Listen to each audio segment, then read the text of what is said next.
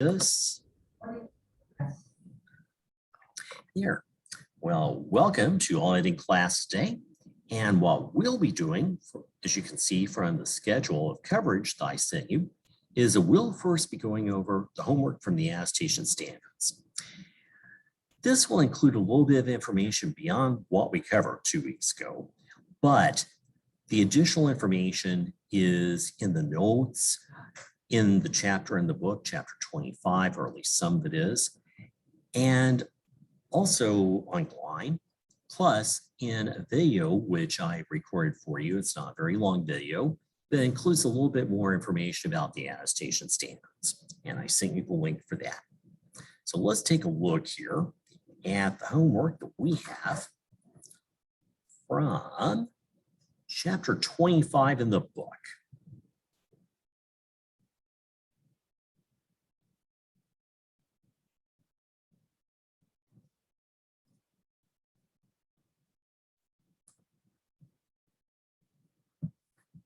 Okay.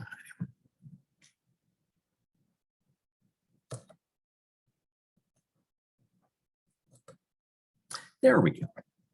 So in chapter 25 on page 819, we've got number 16 in the way of review questions. So we have here the Pcob Corporation's request that her Germany CPA provide a report to the Northern State Bank as to the existence or non-existence of certain loan conditions. Share my screen here so that you can see that too.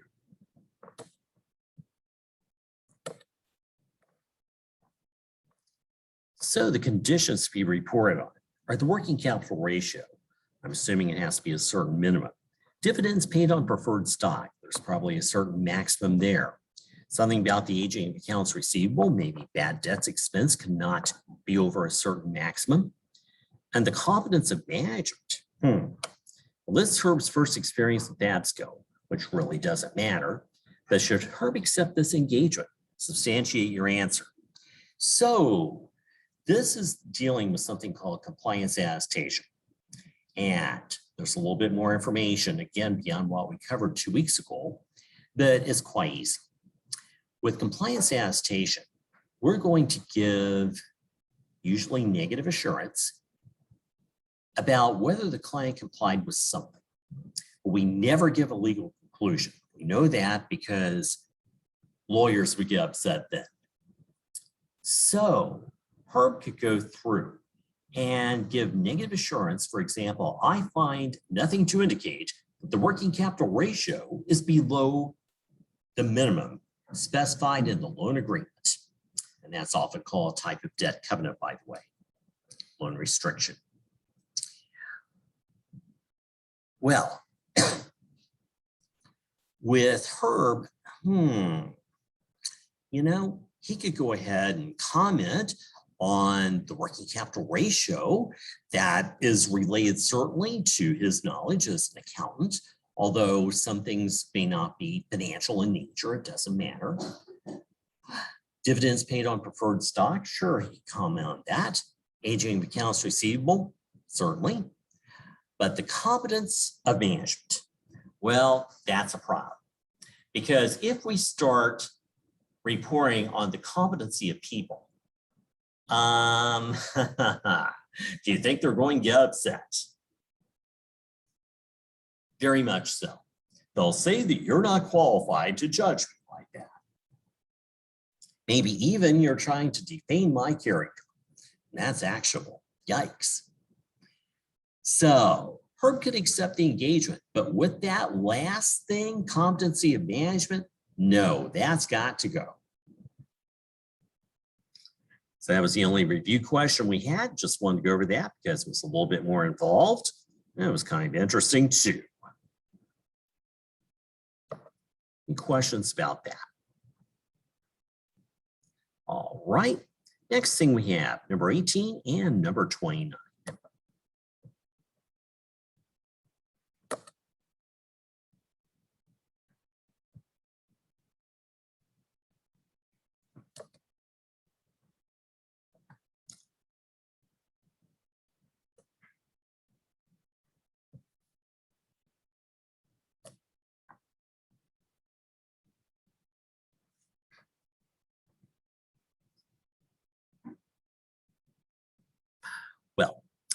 Number 18 here, concerning attestation engagements.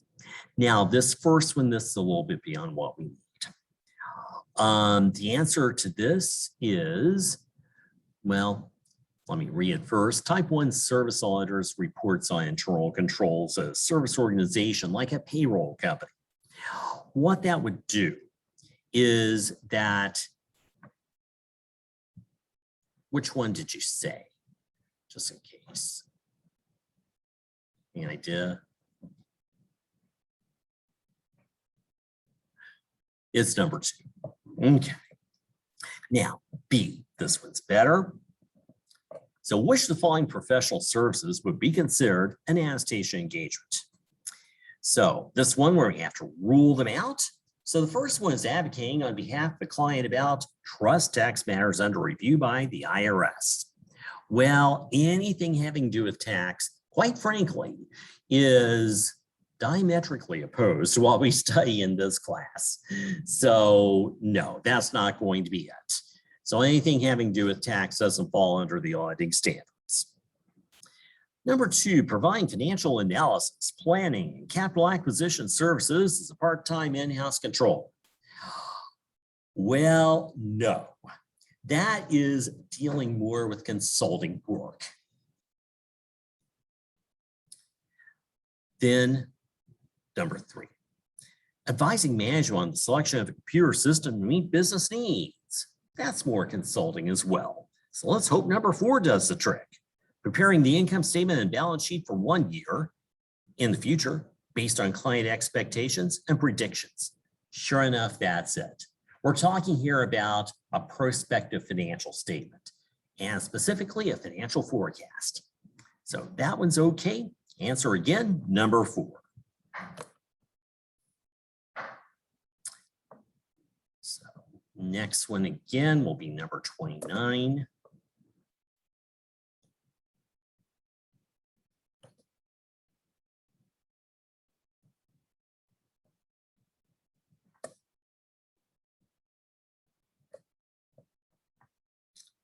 Here on page 824.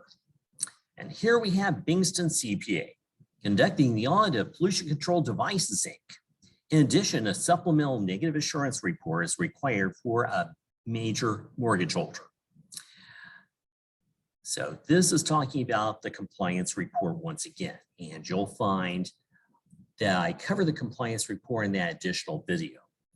And by the way, if you need to go back after viewing that and redo some of your answers on My Accounting Lab or on Glime, go ahead and do it.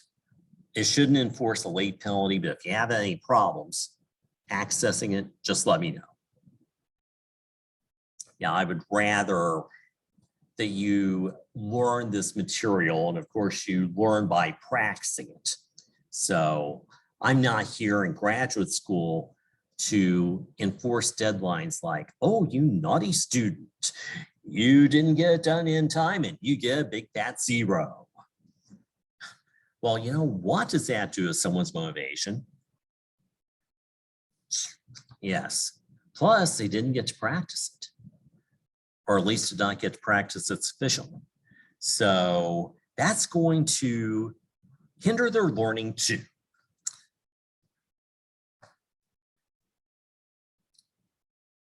So, supplemental report. It's for a mortgage holder. So it's about debt, and this will be about compliance. Supplemental report contains indenture agreements to keep the client from defaulting on the mortgage. Total assets are $14 million. The mortgage is for $4 million, big chunk. Major provisions of the indentures are as follows. So sure enough, indentures are debt covenants. Same thing. The current ratio must be maintained above 2.3 to 1, so they make sure this client's liquid. The debt equity ratio must be below 3.0. So again, both good financial ratios. And net earnings after taxes must exceed dividends paid by at least $1 million. So there's cash there to pay the debt back. Now, NA, write the appropriate supplemental report if all 3 indenture agreement provisions have been satisfied.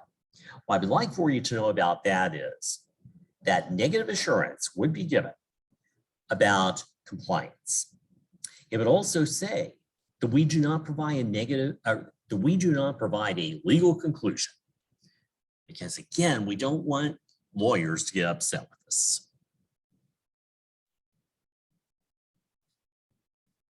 Then B, how would the supplemental report change if net earnings after taxes were $1,010,000 and dividends paid were $60,000? If so, the difference would be $950,000. $950,000, we were told, nope, it has to be at least $1 million. So we could give negative assurance on the other two provisions, but we would simply spell out how the client was not in compliance with that third debt provision, that third debt covenant.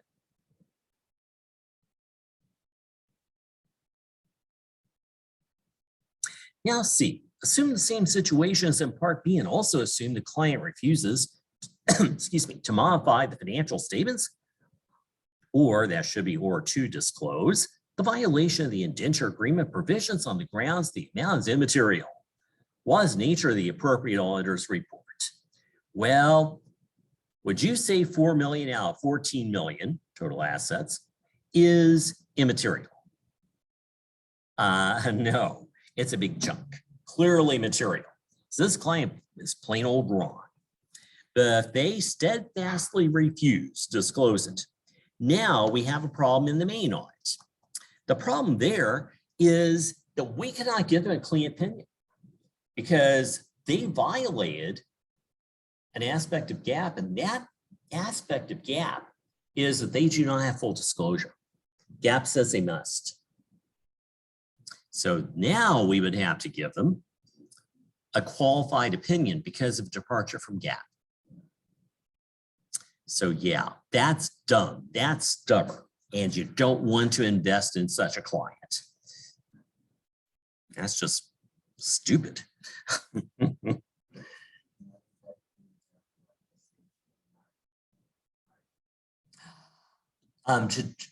To do this type of report about compliance, we must have done the audit. So we have to do that in order to get the data assurance. That's why.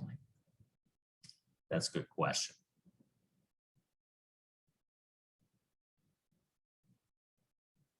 Well, then D, what is the nature of the appropriate supplemental report? That means the compliance report. If all the indenture agreement provisions have been satisfied, but there's a lawsuit against the company that has resulted in disclosure of the lawsuit and a footnote to the financial statements.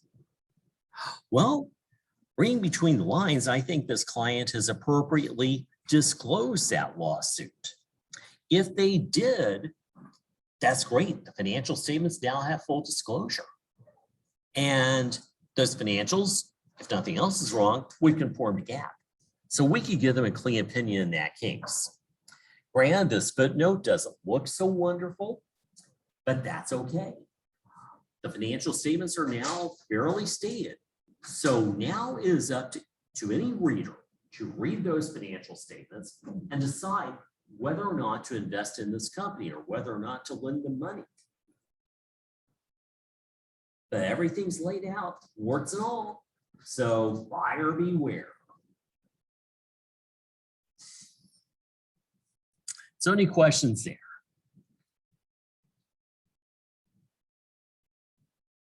All right. Well, as you know, in, excuse me, here in the handouts, we had, I'm just going to do a couple of handout cases here at the end of the outline, and I won't be concerned with the others. As you know, you don't need to turn these in. So just for your own clarification, let's take a look at this one here from AT 201, which is about agreed upon procedures. We've got here the firm Pi Risk and Company CPA accepted an agreed upon procedures engagement regarding a schedule of rates of return on long-term investments, which Sarasota Sailboat Company developed for a loan application for its bank.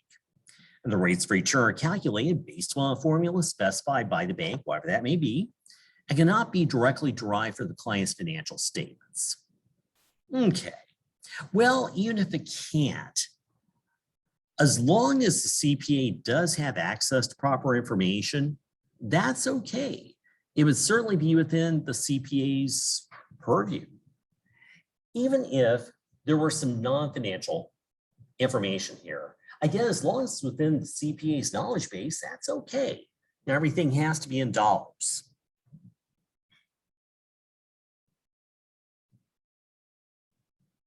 So I don't know how far removed that is from the client's historical financial statements. Reading between the lines, if it's not very far removed, high risk can still do this supplemental compliance report. If it is very far removed, the answer is no. Now, high risk obtained neither an engagement letter nor written assertions from management before beginning the engagement. How do both those sound? Awful. Yes. High risk, living up to their name. It's a high risk proposition to go without either one of those. So that's bad. Any type of engagement, get an engagement letter so you have a contract and there are no misunderstandings. Written assertions from management, they're not required in a few engagements, but in almost every one, they're required. Management must state certain things to you in writing. A high risk issued the following report.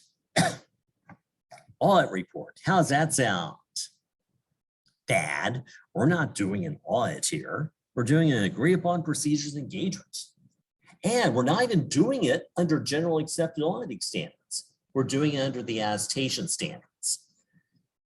General accepted auditing standards are for financial statements which have historical information. So this is really lame. Ooh, to the shareholders, Sarasota Sailboat Company. That's not to whom this should really be addressed. It should be addressed to the company's board of directors or something similar, some similar body with governance power. They could address it to the bank too if they like. That's really why it's being done. So if we said client and bank, that would be okay. Not to the shareholders. This doesn't have anything to do with them directly. So we know the agreed upon procedures engagements should always be restricted in distribution. In other words, not for the general public to look at. They're restricted to the parties to the engagement. So in this case, the client and the bank.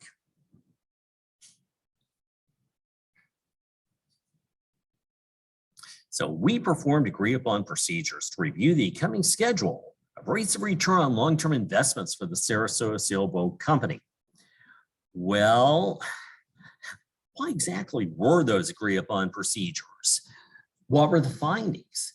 And I think even if somebody didn't study the Adaptation standards, they would be asking that question. So the heart of the report should be a list of the procedures performed and the findings for each, whatever those procedures may be. We conducted our engagement in accordance with generally accepted auditing standards. Bad. Should be in accordance with the standards for Adaptation engagements, SSAs.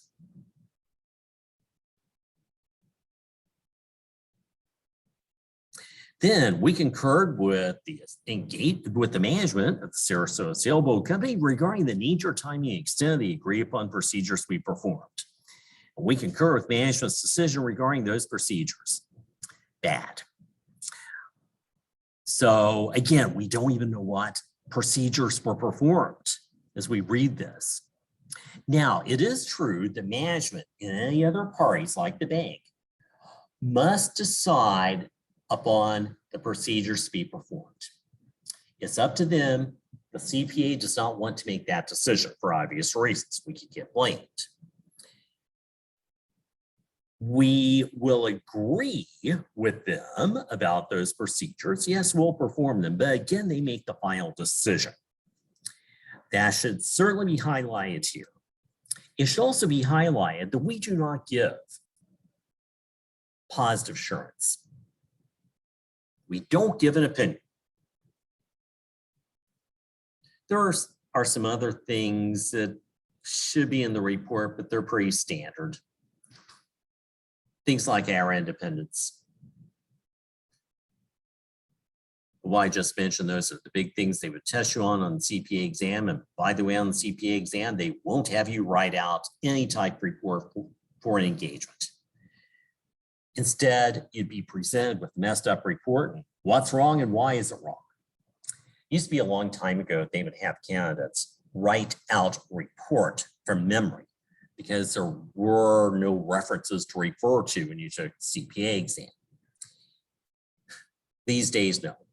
They won't have memory tasks like that. And that makes sense because if you want a report, you'll have audit software. They'll have the appropriate report template form and you just tailor make it to your client.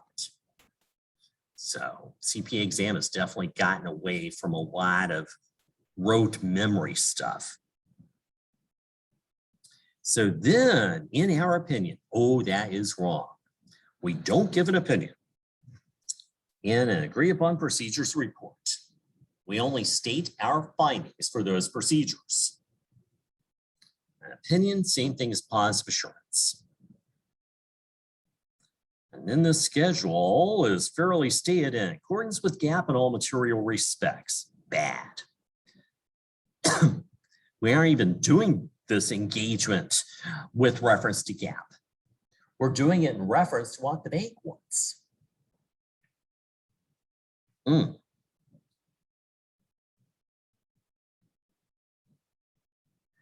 we found no evidence to indicate the rates of return are misstated. That's bad. Because when you say that, you are giving negative assurance, also known as limited assurance. That would be okay in a review, but definitely not in an agreed upon procedures report. So we won't do that. High risk CPA, it's dated.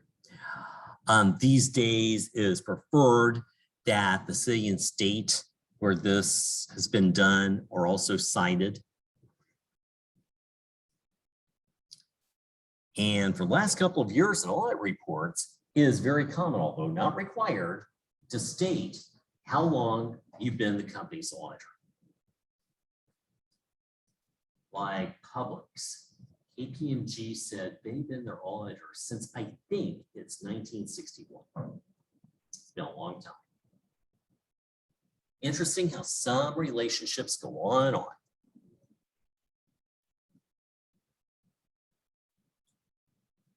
All right. Any questions there about that? And there was a solution there. That goes a little bit beyond what we really need.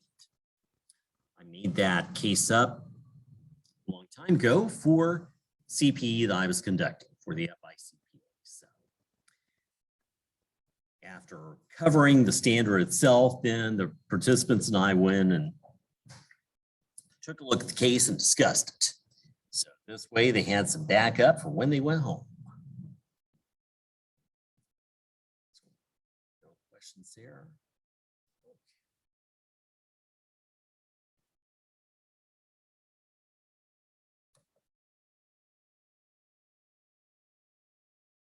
Now, AT 601. This one, why don't we save it until 2 weeks from today, and I will tell you why.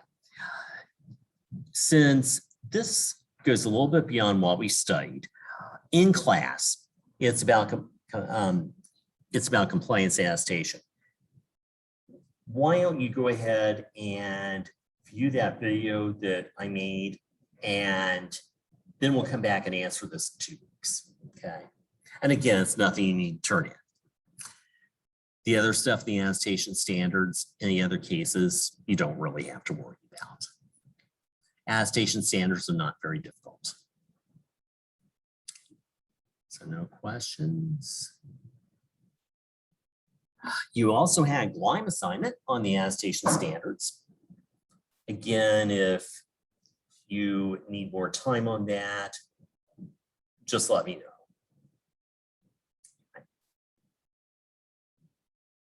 Sometimes the GLIME assignments will not be viewable after the due date that I've input, but I can go back in and make them viewable again.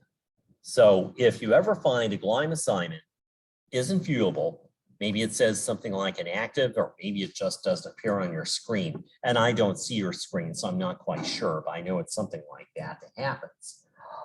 Just let me know. And again, I'll change that. I'll just change the due date and I'll make it viewable again. Okay.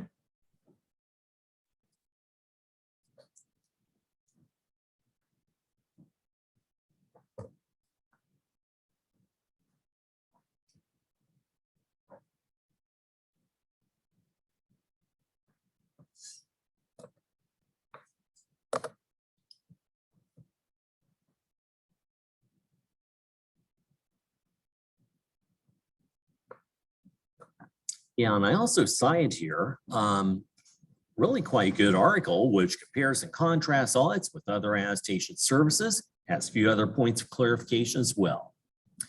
Did anybody have a chance to take a look at that? That's okay. But when you have a chance, I thought at least it was kind of interesting that, well, then too, I am an accounting professor, what can I say?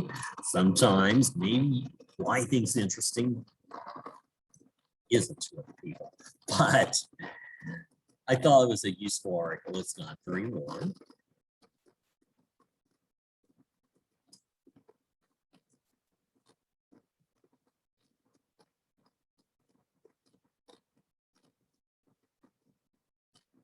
So it's written here by a CPA. Linford and Company LLP in Denver. So must be a rather sizable local regional firm. I'm not familiar with them, because otherwise they wouldn't have someone writing an article like this. So a few things in the way of definitions like assurance, attest, attestation, audit, and then how are they related? So what's meant by assurance, etc. So I think you might find it interesting. So again, you'll compare and contrast audits and other assurance services here. So again, I just thought it was kind of neat.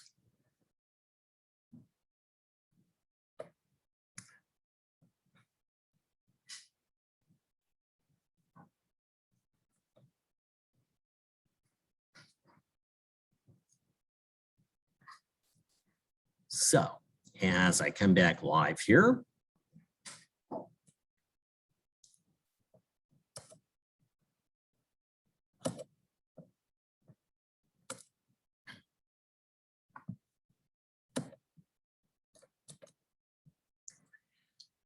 so as you can see, the next thing we have on the agenda is we're going to talk about the Sarbanes-Oxley Act. So with the Sarbanes-Oxley Act, it is actually 20 years old now. So 2002. However, don't let the date fool you. It is still very, very, very relevant in the business world. It's something the publicly traded company sure does not want to violate, or a CPA firm which audits that company doesn't want to violate it either, because, well, it's a federal act. It has teeth in it. There are some nasty penalties, including some very bad ones for white-collar crime, hint, hint, management fraud.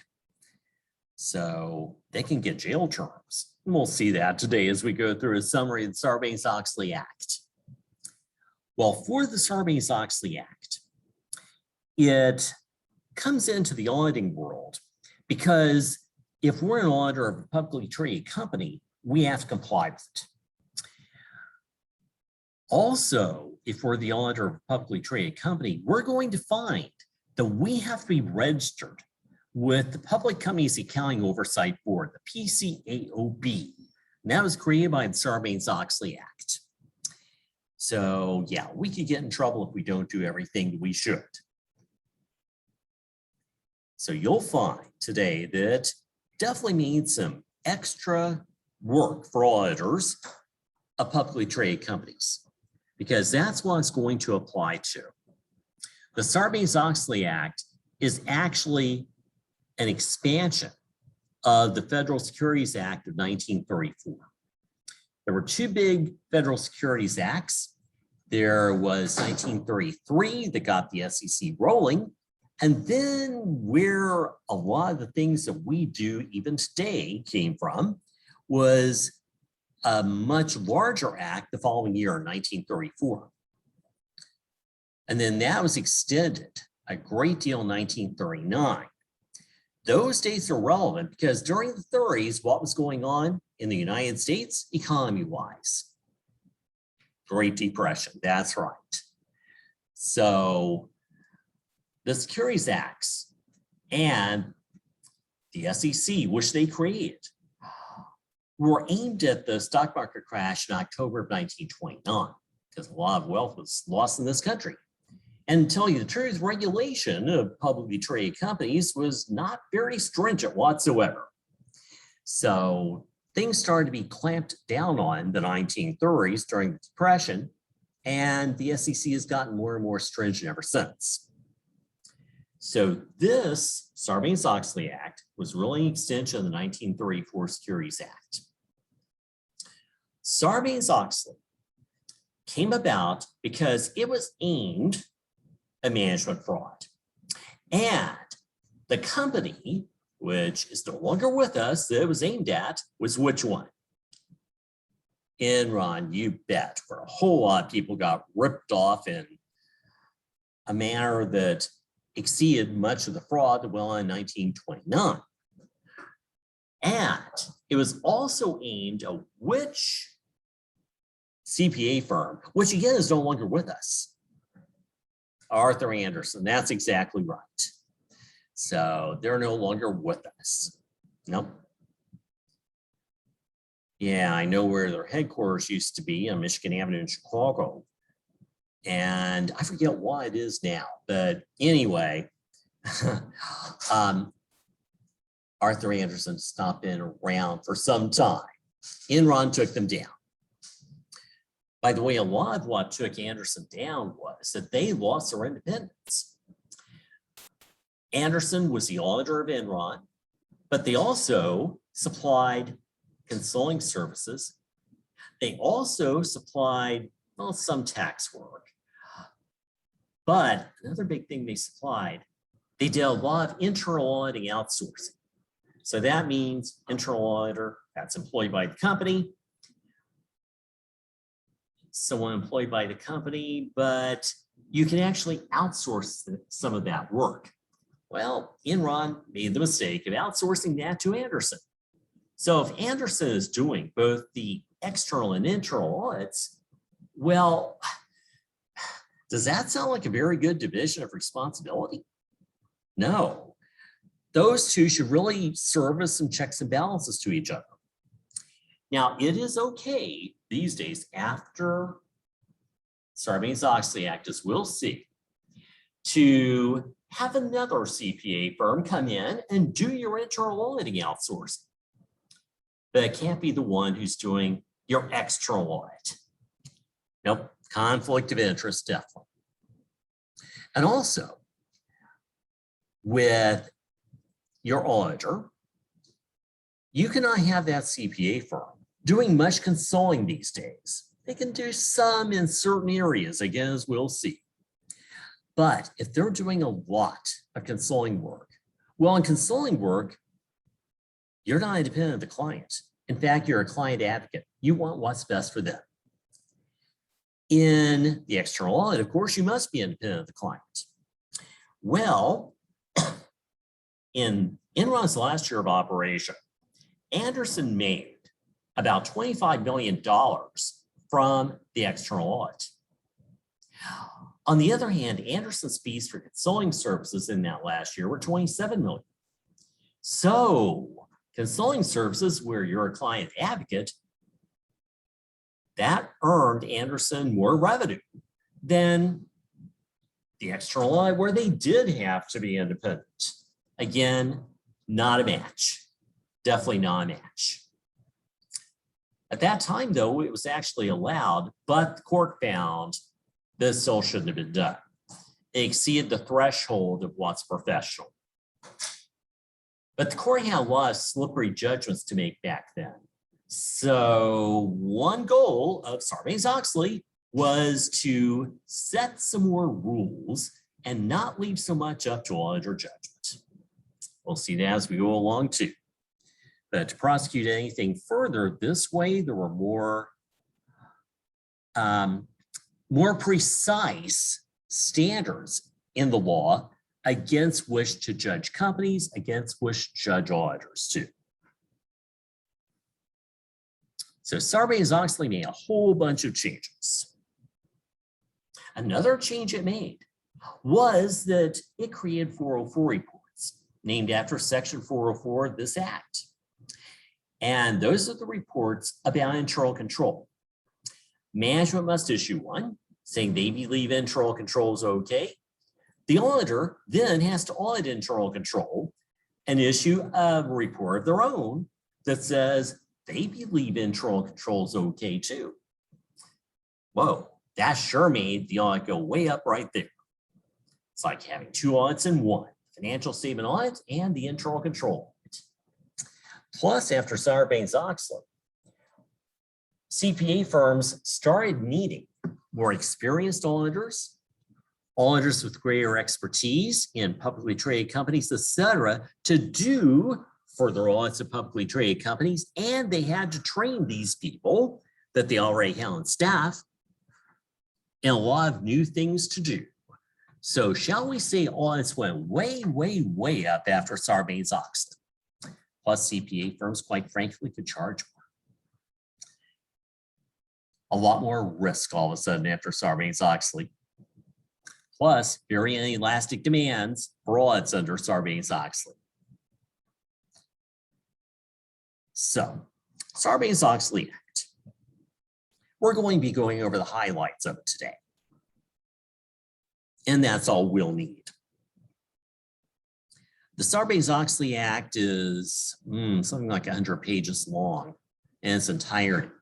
And today we have 7 pages to study, and we're not even going to study everything from those 7 pages.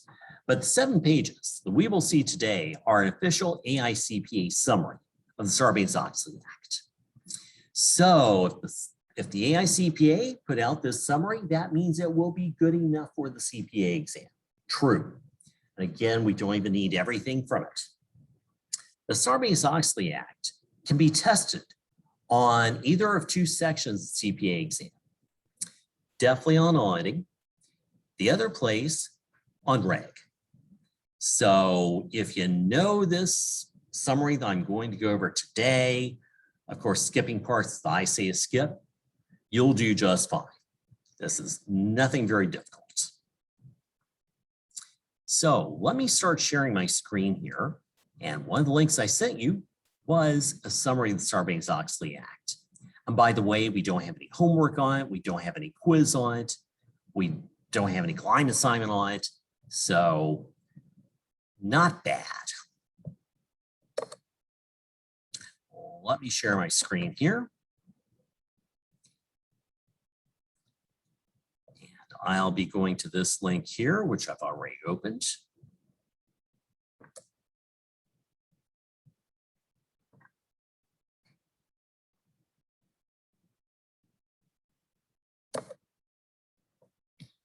There we go.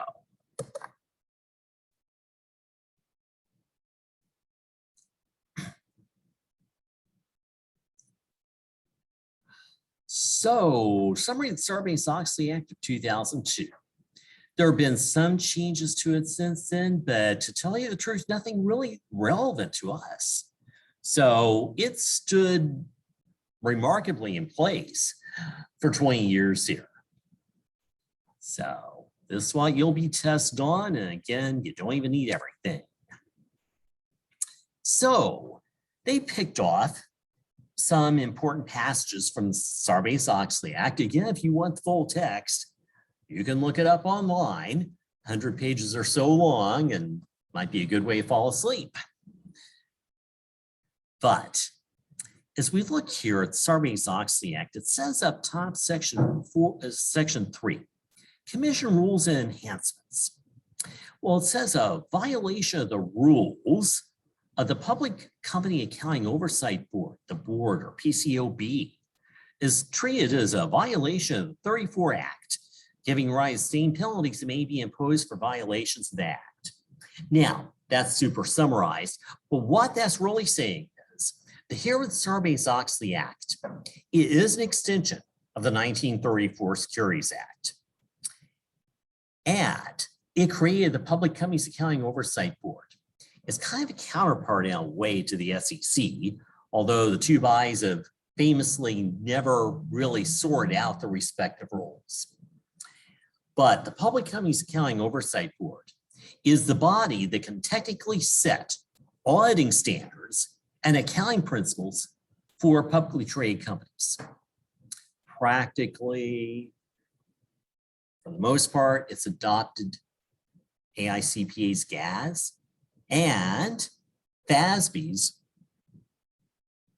accounting standards, financial accounting standards. They've added a few of their own, but not much. That's great, so that we don't have more to study.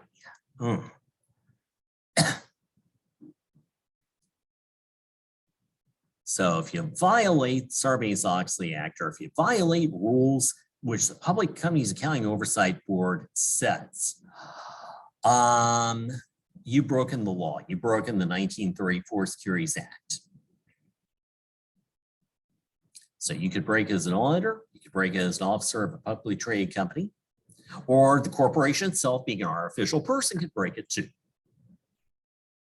if that corporation is publicly traded. Now, establishment, that means establishment of the PCOB and board membership. Well, this board will have 5 financially literate members appointed for 5-year terms. 2 of the members must be or have been CPAs. The remaining 3 must not be and cannot have been CPAs. Wow, that was controversial at the time, because you can see the majority of members of the PCOB, the board members says, are non-CPAs. So that was done kind of in the public's lust for blood at that time, because the CPA profession took a hit in reputation, I'll say. So at the time it was felt that, oh no, we don't want a majority CPAs. We want a majority non-CPAs. Now, since then, I'm happy to report CPA profession recovered its reputation. In fact, in polls of professions and what the reputation's like, usually we're number 2 each year. And number 1 is the nursing profession. So yeah, we're really trusted people. But at that time, we just took a little dip in terms of reputation.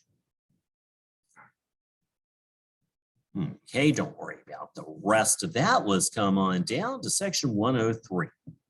Auditing, quality control, and independent standards and rules.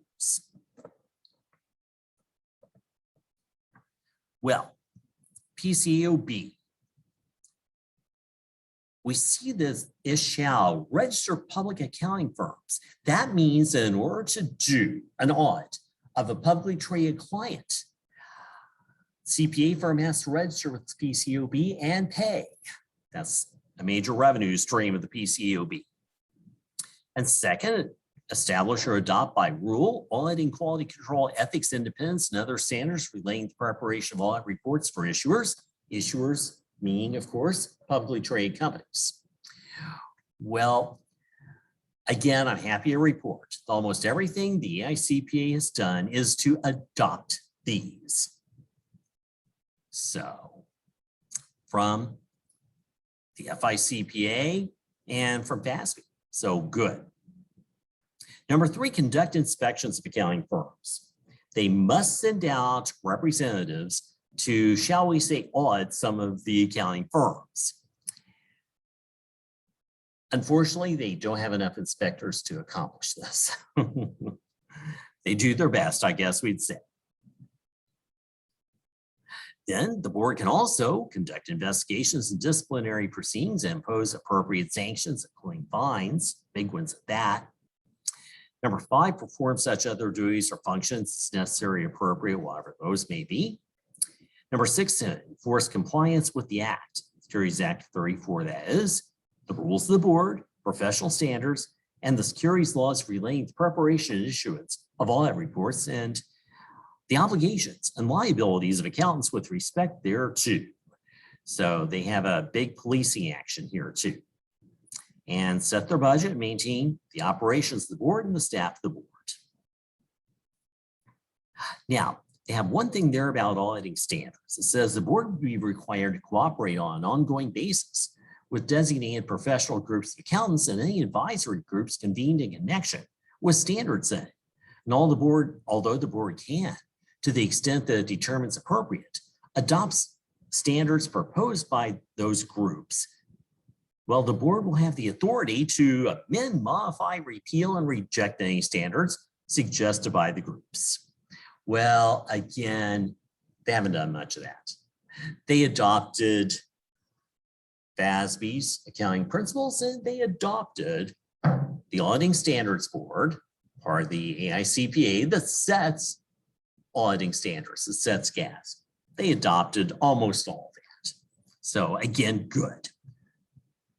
We did not have to add a lot of other stuff studying this class here. Now, under that, and again, bear in mind, this is a summary, and sometimes the wording is not all that great. But we see the board must register, registered public accounting firms to prepare and maintain for a period of not less than 7 years. Audit work papers or audit documentation, same thing, and other information related to any audit report in sufficient detail to support the conclusions reached in such report. So maintain audit documentation for 7 years. Again, I said sometimes this summary is a little bit sloppy, even though it was prepared by the AICPA. They were not always good auditors of their own work.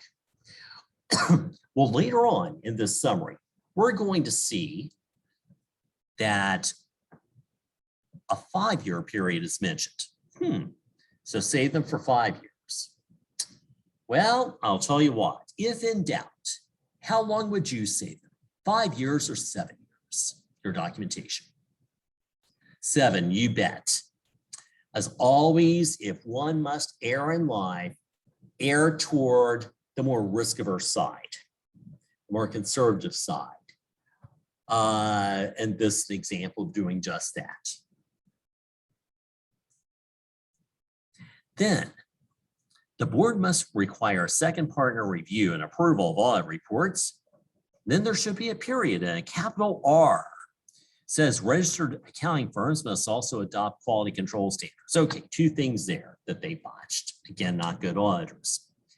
So that last one, a registered accounting firm, that means registered with PCOB to conduct audits of issuers. They must have appropriate quality control standards, definitely. And one of those quality control standards is that there must be a review by a second partner of an audit before it's finalized, before it goes out the door. That partner cannot have been involved in the audit when it was actually taking place. So you have someone with a fresh look, more independent, shall we say. This is often called a concurring partner review. And a firm will have 1 or more concurring partners. So again, shall we say, kind of auditing that audit before it goes out the door. And then we see the board must adopt an audit standard to implement the internal control review required by section 404B. That is, again, the 404 report about internal control. And the standard must require the auditor to evaluate whether the internal control structure and procedures include records that accurately and fairly reflect the transactions of the issuer, provide reasonable assurance that the transactions are recorded in a manner that will permit the preparation of financial statements in accordance with GAAP, and a description of any material weaknesses in the internal controls. So Sarbanes-Oxley Act is very concerned that there's good internal control over recording transactions. Here's why. That's the start of the accounting cycle. And if transactions are not recorded properly so that they can flow through this accounting cycle and ultimately be summarized in the form of financial statements which are in accordance with GAAP, well, if from the get-go transactions are recorded wrong, it's garbage in, garbage out.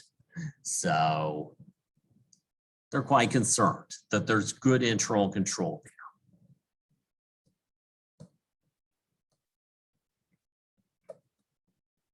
Now, next here under Section 109, in order to audit a public company, as I said a few minutes ago, a public accounting firm must register with the board. Public company, publicly traded company, issuer, same thing. The board shall collect a registration fee and an annual fee from each registered public accounting firm. Amounts that are sufficient to recover the costs of proposing and reviewing applications and audit reports.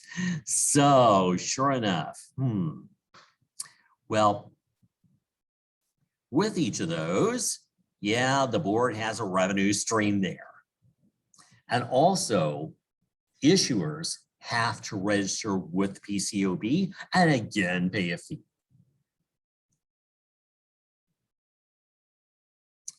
In fact, that's what they're trying to say in the next sentence. The board, PCOB that is, shall also establish by rule a reasonable annual accounting support fee as may be necessary or appropriate to maintain the board. This fee will be assessed on issuers only. So again, pay to play. If you want to trade your stock and or bonds publicly, you gotta pay up. Now, with Section 104, a few minutes ago, I mentioned that the PCOB is supposed to send out inspectors to inspect registered public accounting firms. And sure enough, they do, but again, they haven't had enough inspectors to really do this as often as they should. So we see annual quality reviews or inspections must be conducted for firms audit more than 100 issues. So more than 100 publicly traded clients.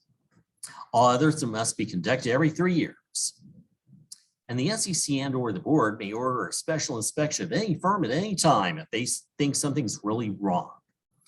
Well, again, supposed to be annual, they've let that slide.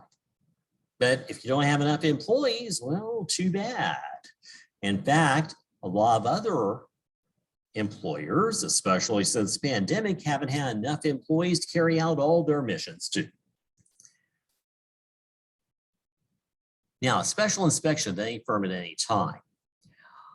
Last June, when Selena, Josie, and I were in Orlando at a meeting of the FICPA Scholarship Foundation, thank goodness my last one as president. That was a big job last year, but there was a guy there who works for, what is the name? Cohn Resnick. It's a CPA firm based in New York, and they do audit a number of issuers. I forget what was wrong. We'd have to look it up, but they were suspected basically of not having good quality controls in place for the audit of issuers. And they were going to have a special inspection by the PCOB. So he was sitting outside the meeting room for most of the meeting, and he was doing lots of work for his firm because obviously they were having problems. By the way, he's a Florida resident, but he took this job a few years ago, and he has been commuting to New York most every week and then back to Florida. Okay. And for, I think it was a 3-year period, he was actually head of the Auditing Standards Board. So again, that's the division of the ACCPA, which sets auditing standards. So he was in charge of that. And he was talking one time at dinner about how starting as a new accounting student way back in undergraduate school, he was so fascinated with the auditing standards and he would read them in depth. I mean, the original long text of them. Now, I've taught auditing for years, and even though I'm an auditing professor, do you think I get that excited? No. Each to their own.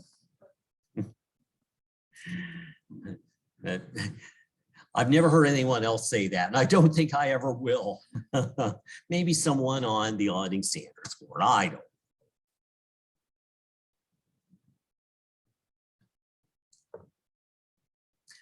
But that's an accountant who is totally right. No, an accountant who is totally left brain. Yeah, that's the analytical side. Yeah, not too much in the way of right brain skills.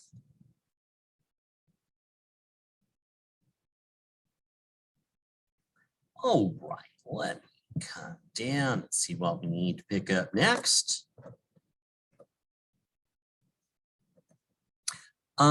Just know that, again, the board can conduct investigations and post-disciplinary proceedings. So it can do so, again, on issuers or on their senior management or on CPAs, excuse me, who were involved in the audit. Something is not okay.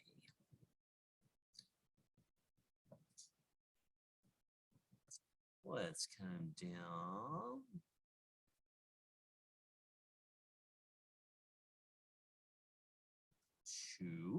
Let's see.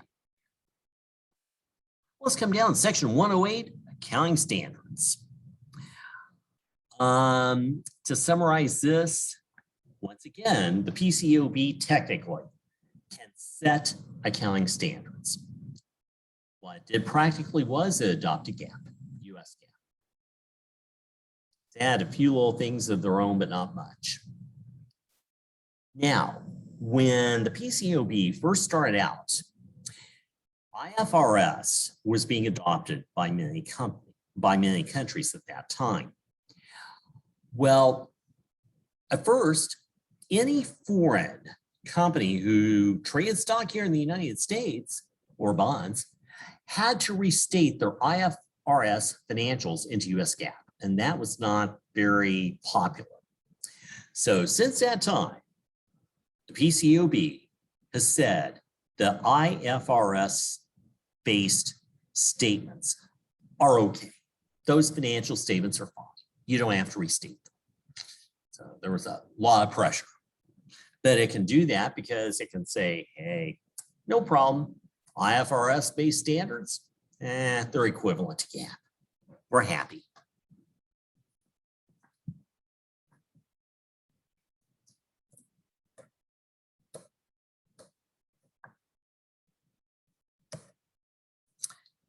Now, with section 201, services outside the scope of the practice of auditors, prohibited activities specifically.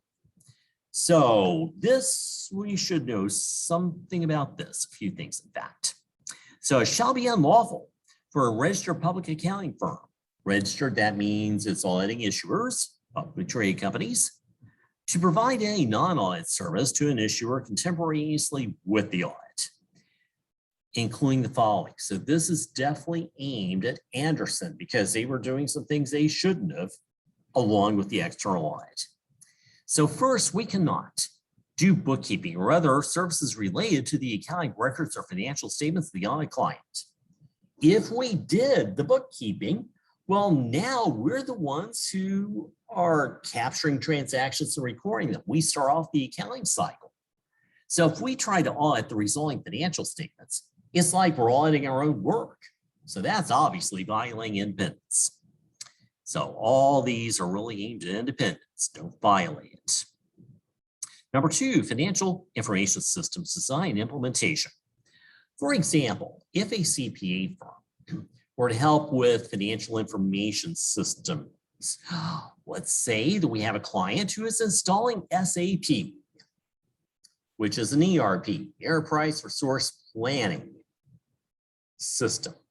Well, that's going to include software within it aimed specifically at accounting. If we did, now we audit the resulting accounting work. We might not be independent because we would think, oh, we helped install this package, so surely it must have been done correctly. But what if we actually had a software error in what we installed? Well, we might not be so independent as to say or to even realize that there's a problem. So we can't do that. Again, it's almost like auditing our own work. Number 3, we cannot do appraisal or evaluation services, fairness opinions. Fairness opinions such as, well, we'll see a couple today, but such as our auditors here will give us a report about complying with federal funding. Well, the auditor can do that, but as far as other fairness opinions, for example, market valuation of something, is it fair or not? Can't do that. I like auditing our own work, can't do contribution in kind reports. Contribution in kind, that's where someone gives us something. It's not money. For example, here at Florida Southern, we've had collaborative artwork given to us. And of course, Old Art Museum, which by the way, you can always go into on a free basis. Has anyone ever been in it? Oh, okay, good. Yeah, it's open to us. And also, by the way, there is something called the Festival of Fine Arts, where there are a number of musical events, plays, etc., mostly in Branscombe, although not always there, and you can access this online. You can always go to all those for free. And a lot of them are really, really good too. So, may as well take what's coming to you. But with contribution in kind reports, let's say that we were the auditor and we tried to say how much we think this painting is valued at that's been donated to the college. Well, no, we really can't do that. We need someone who specialized in art appraisal to do that instead. This is really a conflict of interest. Now, by the way, I realize that we're not a publicly traded company. We are not subject to the provisions of the Sarbanes-Oxley Act. But guess what? A lot of things have trickled down from the Sarbanes-Oxley Act over the years. It's kind of like if a publicly traded company does it, why don't you do it too, even though you're not publicly traded? So things have tightened up, and definitely for not-for-profits like us.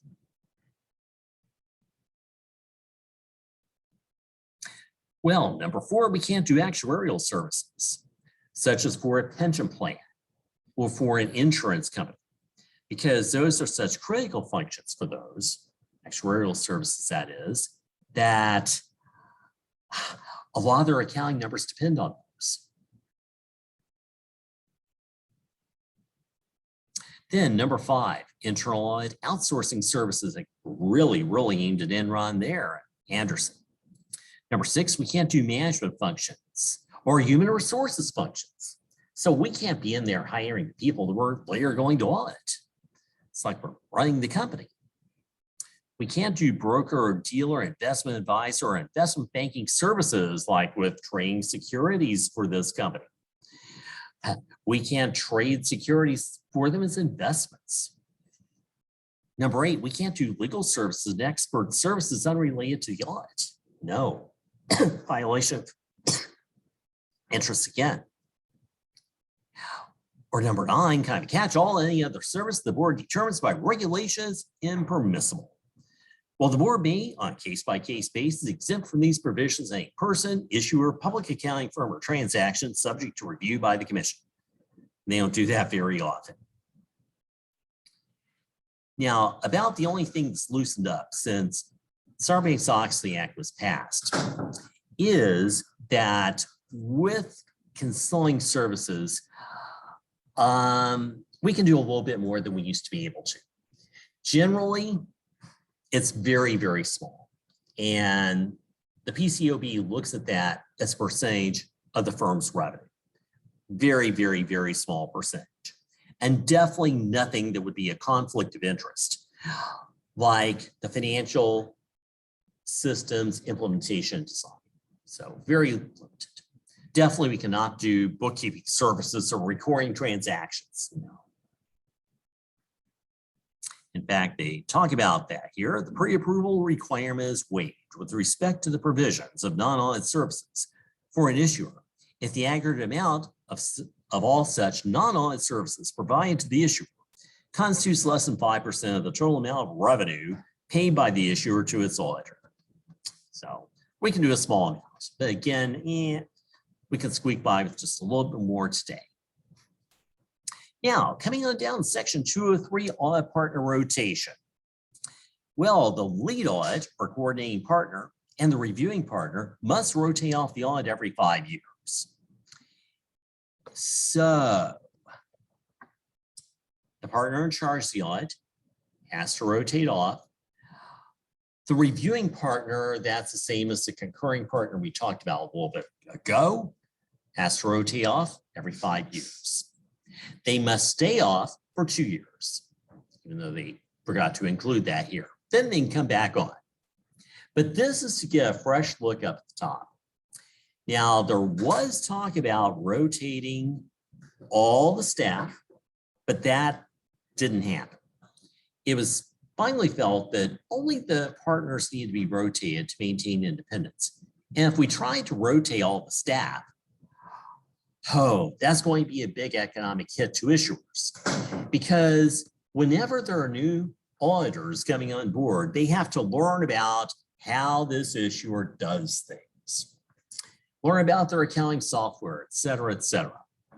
That's why a lot of former auditors go to former clients for employment, because they're already so well trained. Yes, indeed, Enron had a lot of those from Anderson. Now, even though that's not forbidden, well, some things about independence are kind of a slippery slope, and there's no hard and fast set of rules for everything. So if you have a lot of your friends on staff at a client, they used to work with you, you feel that they're very well trained. They would never do anything wrong. They're good people. Well, maybe they are, but still, what's happening with your independence? It's going downhill. And that's something that definitely, in the case of Enron, was discussed a whole lot of in court.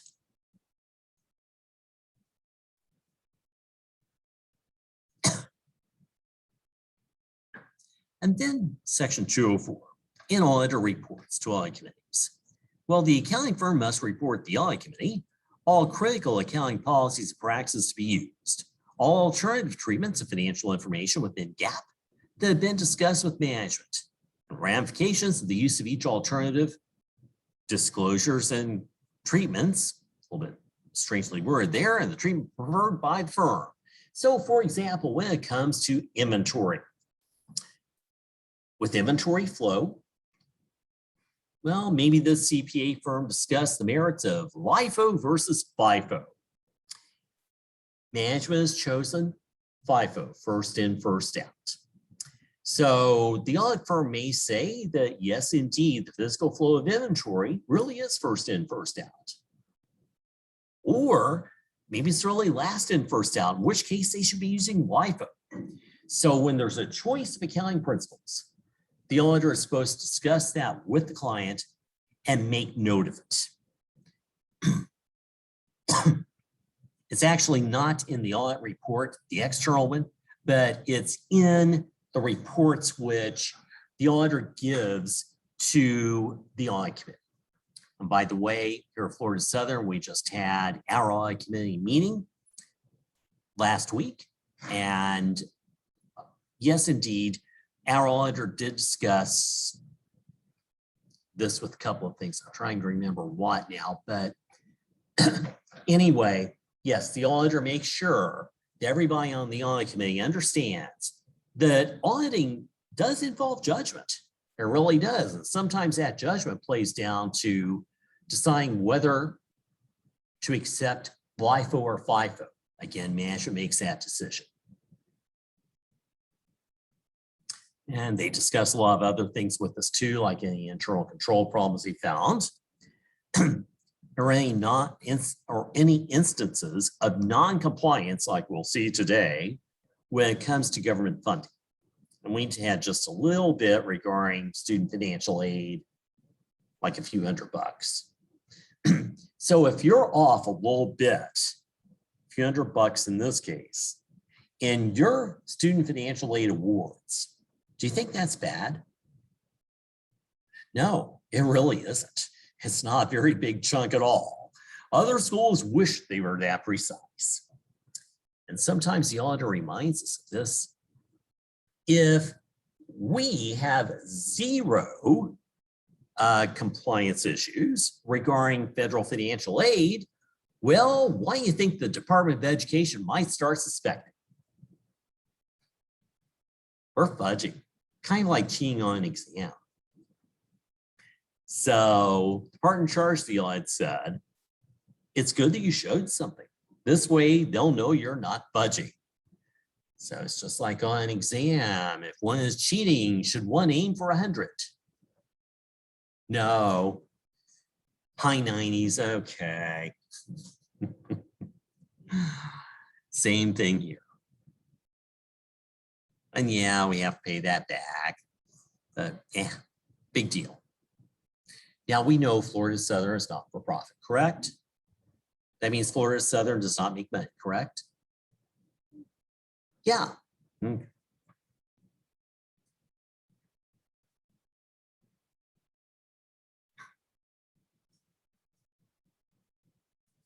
Now, Section 206, conflicts of interest. Well, CEO, controller, CFO, chief accounting officer, or person in an equivalent position cannot be employed by the company's auditing firm during the 1-year period preceding the audit. Yeah, when this was being passed in Congress, there was talk of a longer period than 1 year, so that there's a transition there, a longer break. And there was talk about maybe not even allowing them to have been former employees of the audit firm. Well, that would be a bad thing if you switched audit firms and suddenly one of these people used to be employed by your new audit firm. So the 1-year period came in there. As I said earlier, they studied rotating all staff on the audit, but that would be too costly. Clients would have hated that because, again, they hate seeing new auditors come out and having them trained.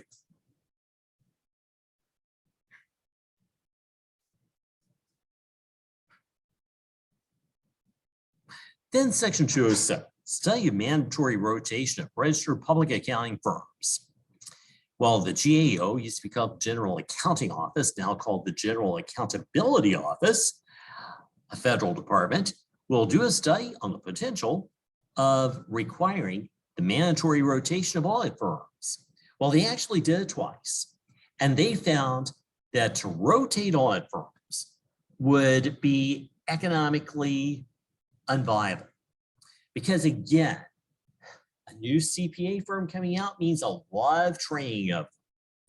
And if we did this constantly, it would create too much disruption. So hopefully it doesn't violate independence too much. That's kind of what they were saying behind the scenes. But the economic benefits of staying with the same audit firm outweigh any little consequences. And of course, a company can still go to a new CPA firm if they so desire, and some do, but really they're not changed that much. Just like I said, Public says, rather KPMG says in their audit report for Publix that they've been Publix's auditor since 1961. So very long term, 61 years in that case.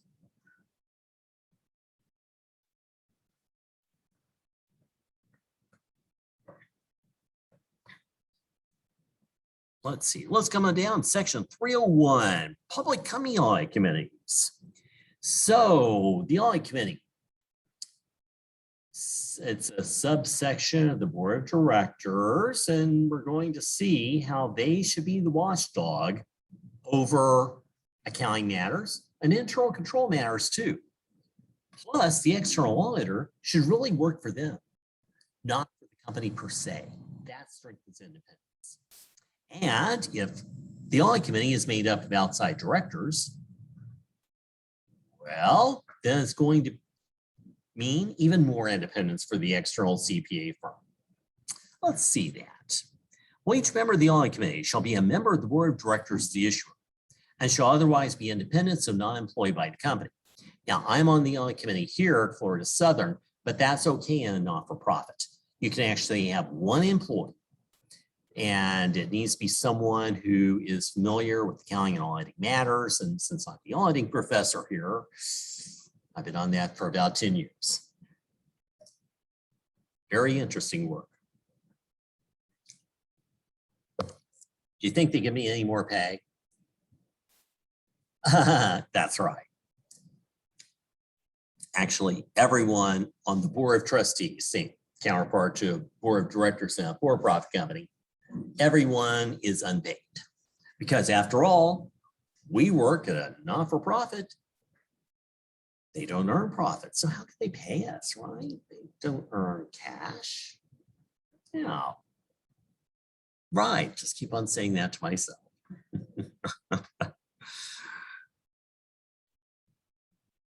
So then independent is defined as not receiving, other than for service on the board, here, any consulting, advisory, or other compensatory fee from the issuer, and as not being an affiliate person rather of the issuer or any subsidiary thereof. Okay. Well, yeah, I'm also on the board of trustees of the FICPA Scholarship Foundation. But guess what? Again, that's not for profit. How much do I get paid from it? No, none of us do.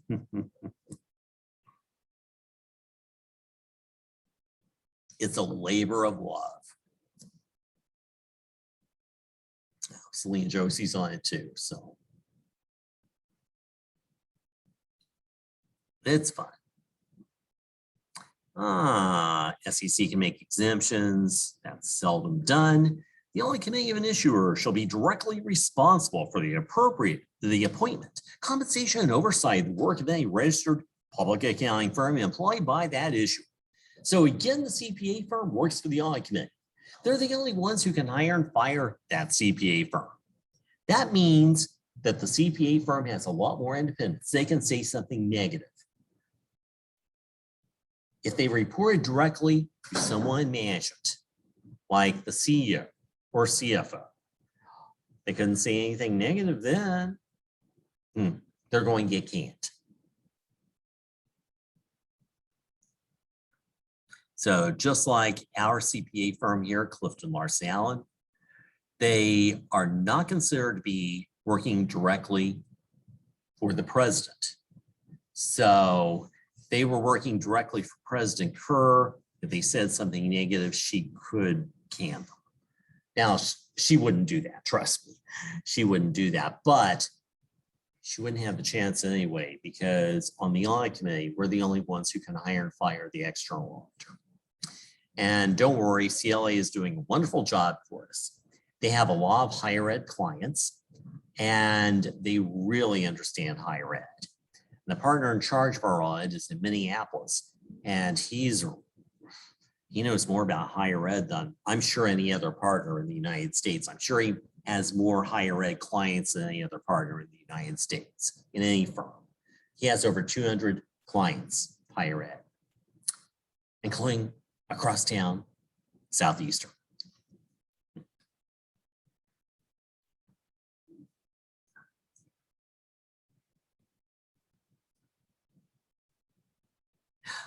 So speaking of that with the CPA firm, the next line there is the audit committee shall establish procedures for the receipt, retention, and treatment of complaints received by the issuer regarding accounting, internal controls, and auditing. So the audit committee has to be a type of whistleblowing function too. If someone knows something wrong, they can report the audit committee. And sure enough, our auditors go around the room. Well, when we met in person, at least, these days they go around on Zoom, and we have to report whether we know of any complaints or if we know of anything going wrong here, like fraud. No, I never have with either, but I just say, I don't know of anything. Oh, that reminds me, I need to sign my conflict of interest form. We have an annual conflict of interest form that we must sign.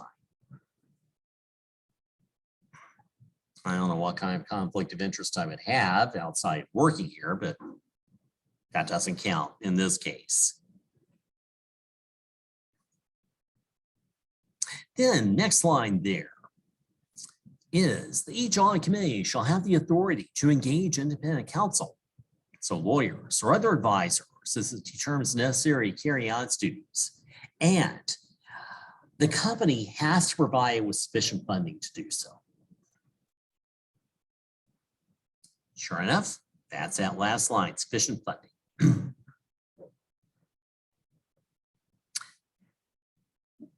By the way, stop me as I go along if you have any questions or comments or anything. Okay. Now, section 302, corporate responsibility for financial reports. Well, in Form 10K, the annual report, which contains the audited financials, there is a required part of it called section 302 certification. That is where the CEO, Chief Executive Officer, and CFO, Chief Financial Officer, will give a report that they assume responsibility for everything accounting and everything internal control. They must under the Sarbanes-Oxley Act. So we see the CEO and CFO of each issuer shall prepare a statement to accompany the audit report, certify the appropriateness of the financial statements and disclosures contained in the periodic report. So they say everything is fine here. And that these financial statements and disclosures fairly present in all material respects the operations and financial condition of the issuer. Violation of this section must be knowing and intentional to give rise to liability. But these two parties, who should be very well paid, of course, take the final responsibility here and they sign off in Form 10K.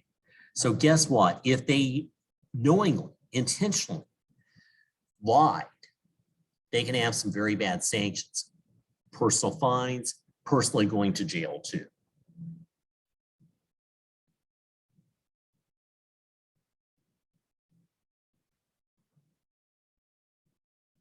Let's see.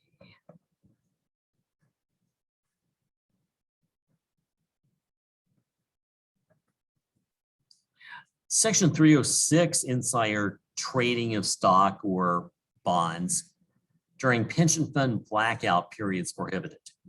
Well, I'm not really familiar with pension laws, but sometimes it is prohibited to have certain types of trades of securities by people inside the company, by employees.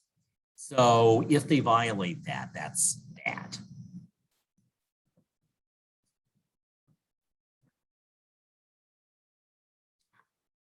Now, section 401A, disclosures in periodic reports. What's required in basically annual reports be disclosed, among other things. We see first each financial report, like Form 10K. Well, guess what? My internet connection's unstable. Whoops. Is required to be prepared in accordance with GAAP. Shall reflect all material correcting adjustments that have been identified by a registered accounting firm. So as CSL finds any little misstatements in Florida Southern's financial statements, and any misstatements they find are very, very, very small, by the way. We have really precise financials, thanks to good people here. Well, the auditor has to agree that these little misstatements are immaterial, both individually and in total. Then the audit committee must agree to that too. Each of us on the audit committee has to. Because after all, we're the ones who are ultimately responsible for those financials. Now, it's going to be pretty rare, excuse me, for a CPA firm to say immaterial, and then the audit committee to come back and say material. But anyway, we just have to have a formal vote on that.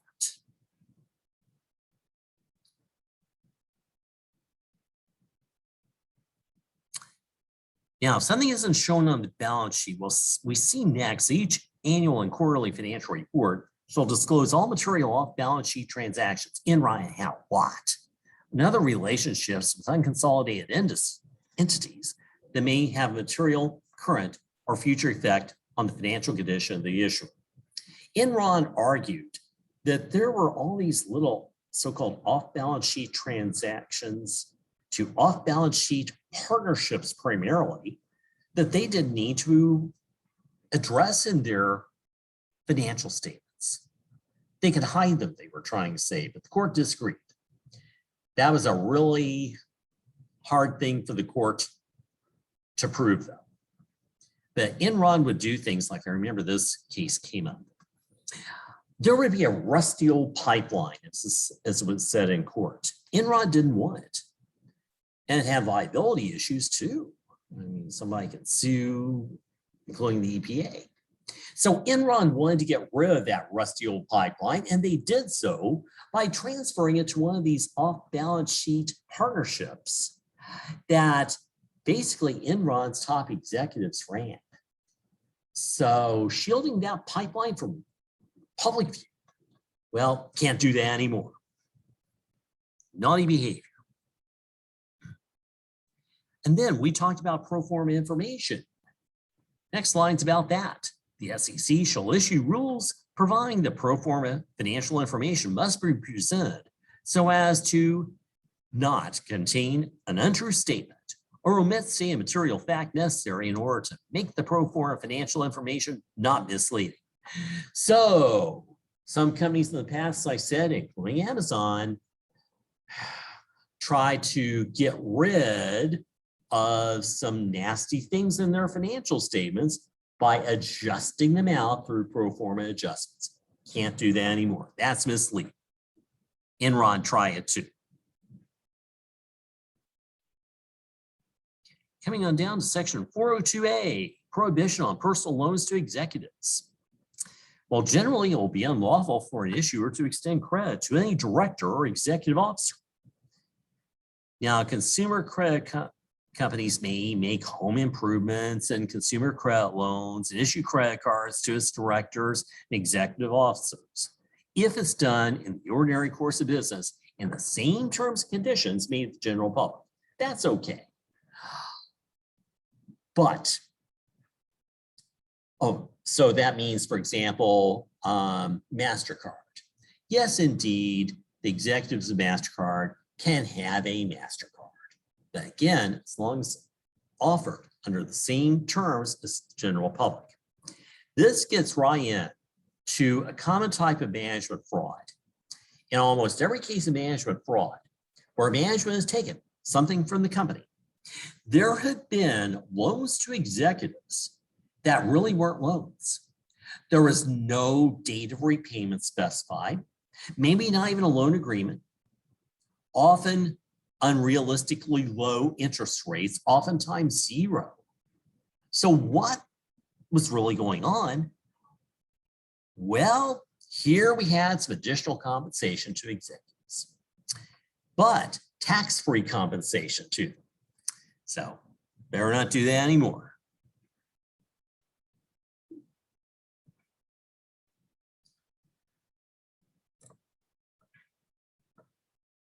So section 403, disclosures of transactions involving management and principal stockholders. Well, we see any transactions with directors, officers, and 10% owners, 10% or more. If you own 10% or more of the stock, you're a principal stockholder. They must report designated transactions by the end of the second business day, following the day on which the transaction was executed. That's so there is total transparency here. Can't be conducting insider trading, for example.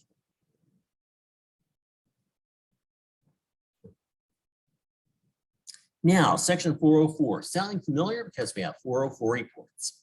Again, there is one 404 report coming from management, another one coming from the auditor. So we see what's required here is each annual report, Form 10K that is, of an issuer will contain an internal control report. The 404 report, which shall state the responsibility of management for establishing and maintaining an adequate internal control structure and procedures for financial reporting.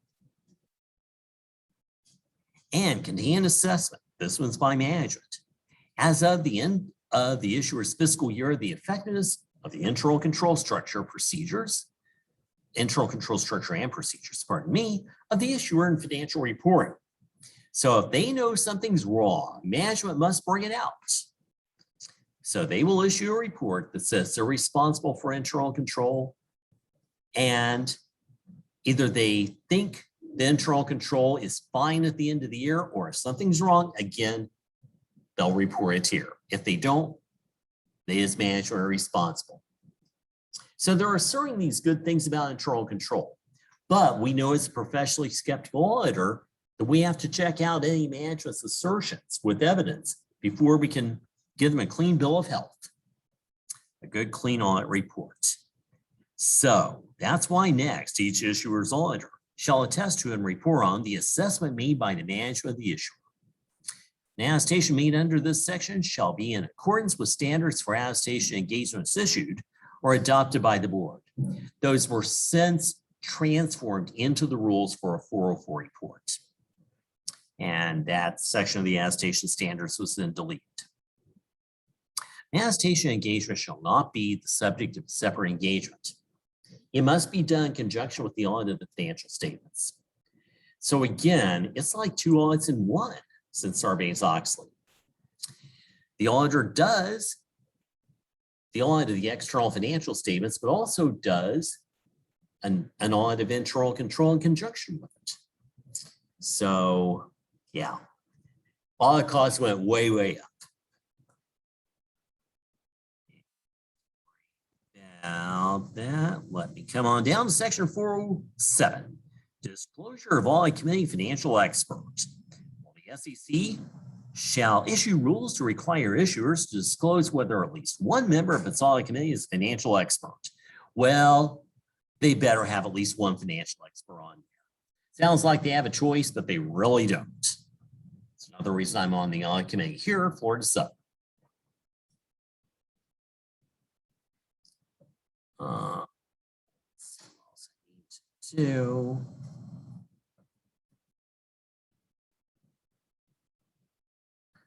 This does not directly have to do with auditing.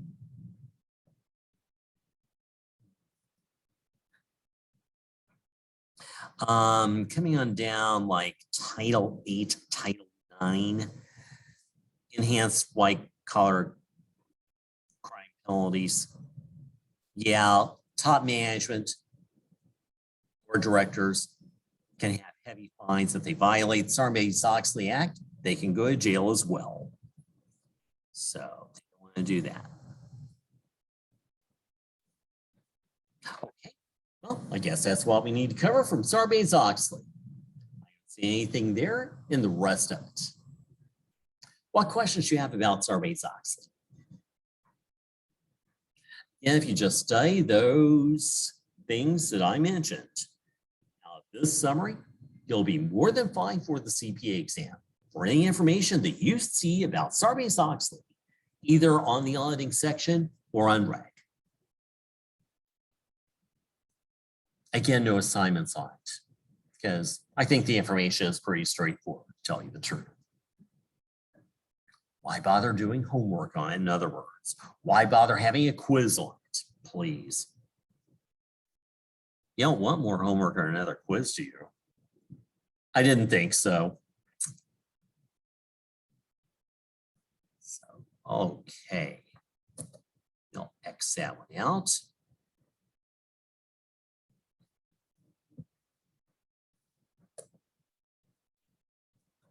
Again, no homework or quiz on SOX.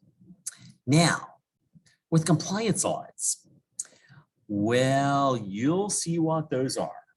They usually have to do with funding from the government, from the federal government, or maybe by the state government. And most state governments follow what the federal government does in the way of requiring these if the state gives funding. Lots and lots of cities and counties do too. So whenever any government gives you money, whether it's federal government, state government, say your county government, are they just doing that out of the goodness of their hearts? No. Politicians don't do such things. Instead, they're trying to control you. So every time they give you money, there will be all kinds of compliance requirements you must comply with. Some will be general in nature, such as OSHA requirements, which stands for what, by the way? Occupational safety and health. So maintaining a safe work environment, for example. Having workers' comp, you have to do that. Everybody must. EPA rules, everybody must comply with those, etc. Those are so-called general compliance requirements. But then, depending on the source of funding, there will be specific compliance requirements that you have to comply with. For example, student financial aid coming from the Federal Department of Education. There are over 600 compliance requirements that our financial aid office has to comply with. It's a big, big job. And it's very impressive that they have so very little wrong. Auditors find very little wrong with us, and at most a few $100, like I said. Please, that's nothing. Some schools have massive amounts of compliance violations. Ooh, you have to pay back a lot of money. So again, here at Florida Southern, like I have here, main thing, student financial aid from the Federal Department of Education. Since the pandemic, by the way, we've also had HERF funding, and I can't remember what that acronym stands for, as well as additional COVID funding under the CARES Act. So our auditors had to check on compliance with those two. So that delayed our audit a couple of years ago. So again, most states require the same sorts of things in the way of these audits that we'll study. And the recipient of that funding must comply with all requirements, all compliance requirements, like OSHA regulations, EPA regulations. They must have sufficient internal control to ensure that it keeps complying. So it's not just enough for us to have no compliance violations of federal funding. It might just be that kind of lucked out that year. But we must be able to show to our auditors and to the federal government that we have sufficient internal control in place to make sure that we keep doing the right thing. We keep complying. And in most cases, well, recipients of federal funding have to have an audit which gives an opinion about compliance. So I have a short summary, which I attached to the email. There's very little homework too, by the way. So this is short, sweet, and simple. So we'll certainly get out somewhat early today, if that sounds okay. Okay. After all, we've got to check on that hurricane, right? Hurricane Ian. But if you really don't want to get out early, Selena. Oh my gosh, are you going to tell Selena, Josie? Oh, I should just keep you here then.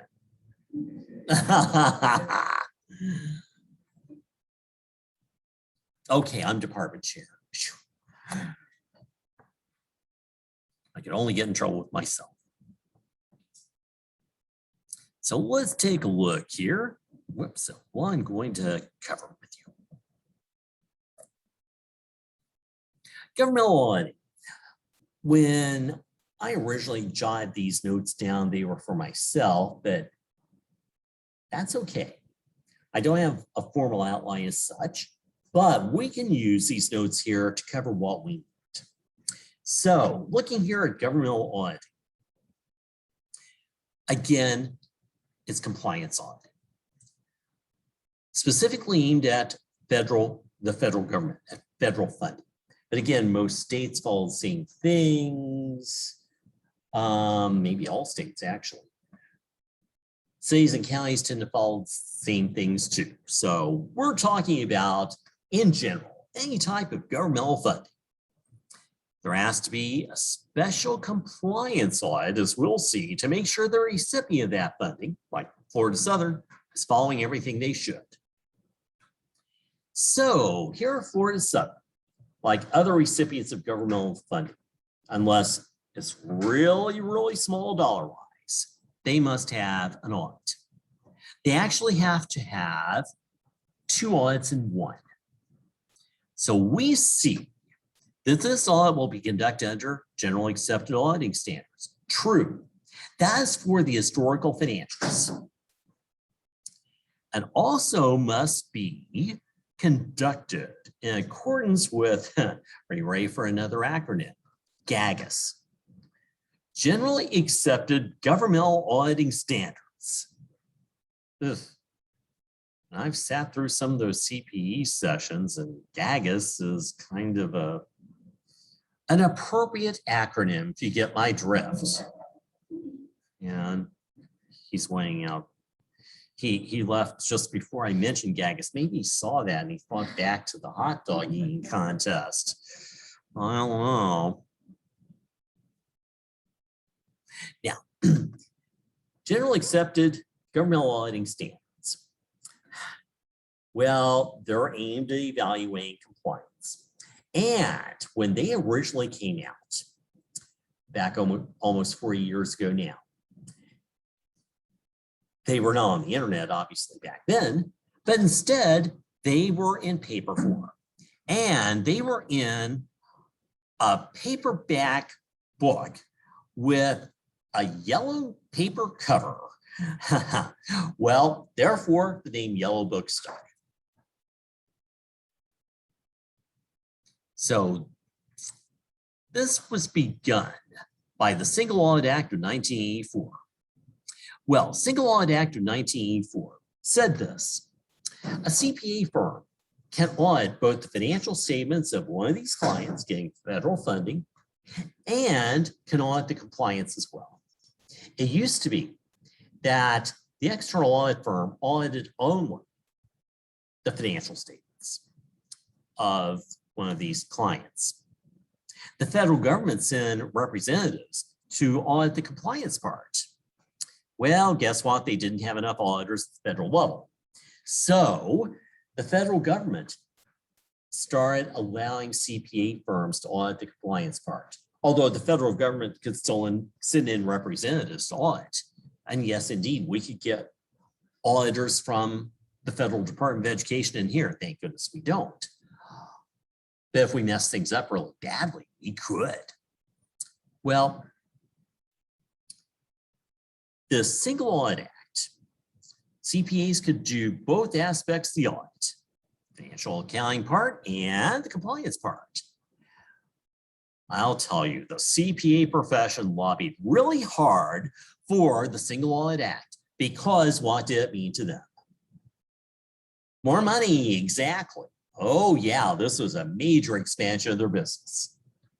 But of course, they were lobbying in an effort to better serve our clients, to better serve the general public, etc. But come on, we know what's really at the bottom of all that, yeah. That it was a big expansion of their base, their revenue base.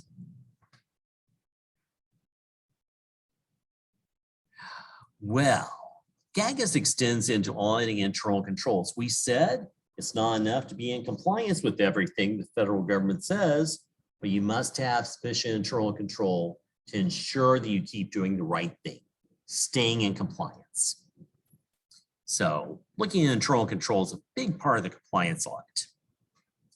And then the compliance with applicable laws, regulations, and grant requirements themselves. You've got to demonstrate that. And the auditor must evaluate all that. Well, thus the auditor must understand laws and regulations, as well as legislative intent behind them. Sometimes you have to read between the lines, politicians, what that's saying. By the way, if you are an auditor or an accountant involved in any way with a client getting federal funding, you've got to have 24 hours of GAGA CP every 2 years. Well, really boring. Like I said, I've sat through some of those and you don't want to.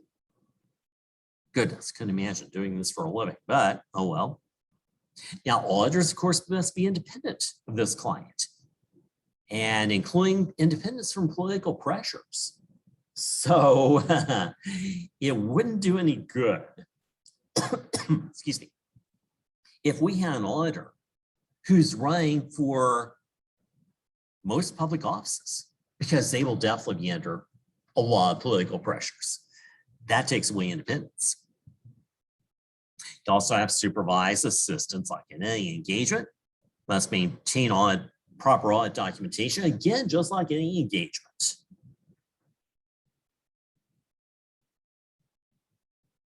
Now, next, of course, we do the financial audit. We also do the compliance audit. Now, the compliance audit could be separate from the financial audit, but generally not. Again, CPA firm comes in, kills two birds with one stone, financial audit part and the compliance audit part. And as always with both, we must maintain, or rather obtain, sufficient appropriate evidence to express or disclaim an opinion on compliance and also on financial statements. And also, there may be a lot of operational things that we have to take a look at as an auditor. We have to look at performance issues. We have to look at economy and efficiency and effectiveness too. I should put that in there. Yeah, those are the 3 E's of management, if you've ever heard them discussed. So better do things with the economy, get good deals on things, for example.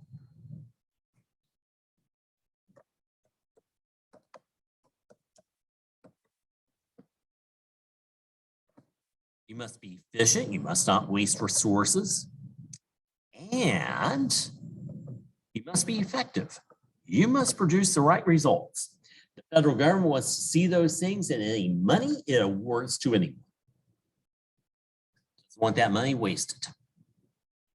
Now, you may have other adaptation engagements like, now nothing here pertains to non-audit services. Those are not part of GAGAs.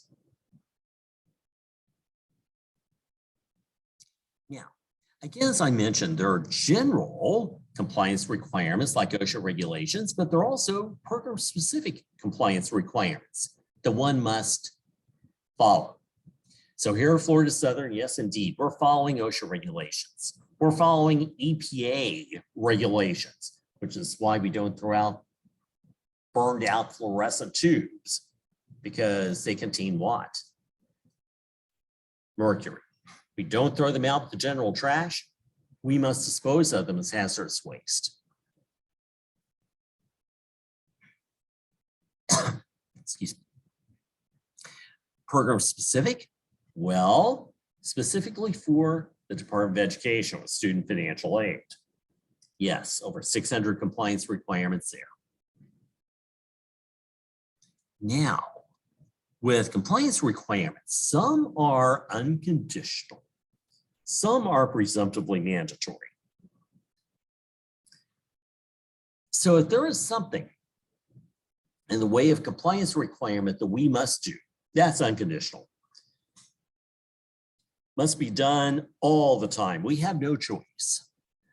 But if something is presumptively mandatory, that's when a compliance requirement says you should do something. Well, you know, if the federal government says you should do something, you better do it. But in that latter case, if you have a good out, then you can get out doing it. Otherwise, you've got to do it. And if you have a good out, you better document it. Now, also, we must assess the management's identified laws and regulations, which have a direct and material effect on an entity's financials. That's up to management to do, not to the CPA. Now, if there's non-compliance, well, there may be material effects on the financial statements. Like if a school owes back a lot of money to the federal government because they violated some financial aid requirements. Yes, the federal government usually makes the school pay that back. Some schools have had to repay a lot, and that does affect, oh, great. Internet connection unstable again. Well, let me see here in chat. Oh, good, I'm back. Yeah, sorry, Antoinette. That must be from this internet unstable issue here. Oh, and Antoinette, also, I'll be posting this on YouTube. So if you missed something, you can look there. And also, if you still can't find it, certainly just let me know. Be glad to go over it with you. Okay, thank you. You betcha.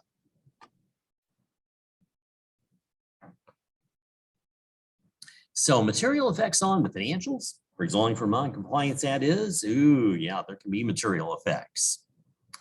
Also, any recipient of federal funding must have a schedule of material fraud. So any fraud that took place, like someone stealing some of the federal money, heaven forbid, and also they must note all non-compliance.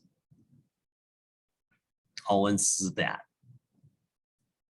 Include the condition that caused non-compliance. Understand cause and effect for each finding of non-compliance. And the client may have to inform outside parties directly, such as federal agency providing the funding.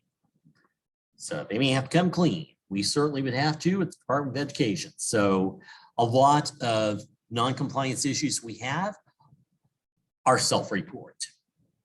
We need to be honest. I mean, if we didn't report them, we kept them to ourselves, and then later found out that we should have reported something, how much trouble would we be in? A lot, a whole lot.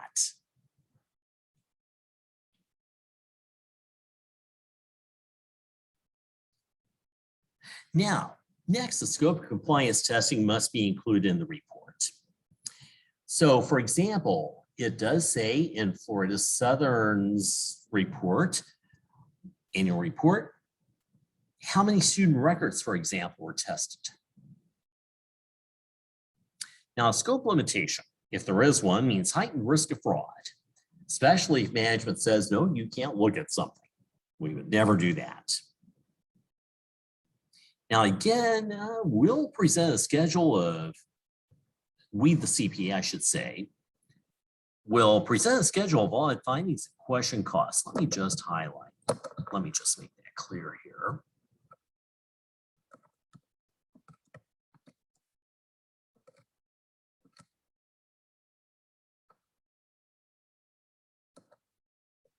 Schedules. So here's everything laid out. Now, if a cost is questioned, like if we over-awarded a student financial aid, maybe we awarded it based on full-time staff before add drop. But then after add drop, this student dropped below 12 hours, common problem. We have to reduce their financial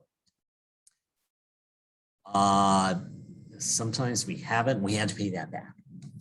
Well, that is a question cost when it happens. Ooh, federal government's going to question this. The federal government may then try to claw it back. That means try to recoup it. So just like a cat clawing something, well, the federal government tries to get their money back here too. So that's what that means there. And again, we've never had very much to pay back, thank heavens. So if I do say so myself, we run a great operation around here. And that is certainly one of the reasons that our auditors always say that we're probably the best financially performing college they have. We're in the best financial shape, and that sure is good because we're not in danger of failing here. Again, we can't say so about every single small private school across the nation. Yeah, once the HERF funding runs out next summer, after the academic year is over, a lot of small colleges have been depending on that. And to a lesser extent, CARES funding. There's going to be a big shakeup then. So don't worry, it's not going to happen to us. No, it'll happen to quite a few small private schools up north that, well, teach primarily liberal arts, and they're in really not so nice places as well. So we don't have to worry. Oh, any questions here on this so far?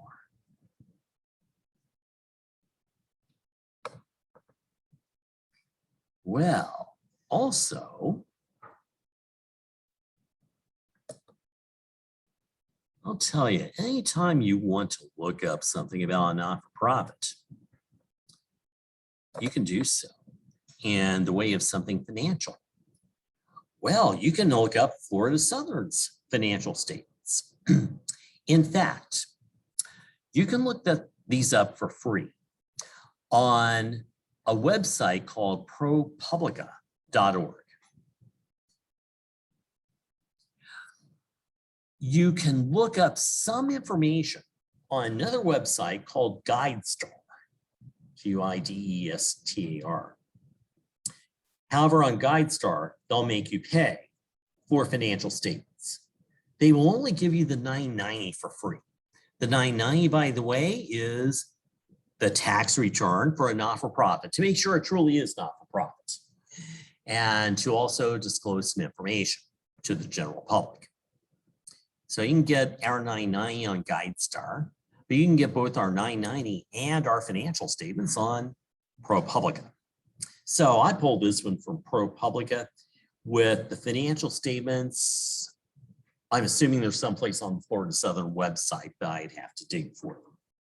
Plus, I want to show you ProPublica. So we see here our fiscal year ends a little bit differently than most schools. May 31st. Well, I should say quite a few schools had that, but a lot of schools have June 30th or July 30th. So, okay, well, whenever it is, that's our choice. Now in here, the first thing that we can see is the general audit report. So we see that here. Independent auditors report coming from, as we see, Clifton Larson Allen, CLA, our auditors. So address the Board of Trustees, Florida Southern College and subsidiary. Subsidiary, by the way, being the Pcob Museum. So we have the financial audit report in here, and it's a clean opinion. So good, that financial audit report is in here. So good, clean opinion, we always get one. Now, if we keep reading on down, there are other matters. There's some additional information required for additional analysis. We'll see later in the class that the auditor is supposed to say what responsibility they take for this additional information outside what's required in the financials, but supplementary information instead. Well, generally auditors take no responsibility for it. If they take some responsibility, what do they expect? Money, once again. Okay, so the auditor is just disclaiming any responsibility for that. And then other reporting required by government auditing standards, or GAGAs. So in accordance with government auditing standards, we've also issued our report dated September 16th, 2021 on our consideration of the college's internal control over financial reporting and on our tests of its compliance with certain provisions of laws, regulations, contracts, and grant agreements and other matters. The purpose of that report is solely to describe the scope of our testing on internal control over financial reporting and blah, blah, blah. Well, anyway, they're saying, yes, indeed, we studied internal control over things like student financial aid. So we have to, because federal government wants to see that sure enough, there is sufficient internal control here. Now, if I come on down, we can see here that internal control report that they mentioned for financial reporting on compliance and other matters based on audit of financial statements performed in accordance with government auditing standards. So yes, indeed, federal government requires we have good internal control. It requires that our auditors check up on that, and that's where they're doing it here. So you can read through all that if you'd like, but a lot of stuff sounds really familiar from the first auditing course. And on it goes, compliance, purposes, report, blah, blah, blah. So yes, we did our job. If something's wrong with internal control, they found, they would state it in here.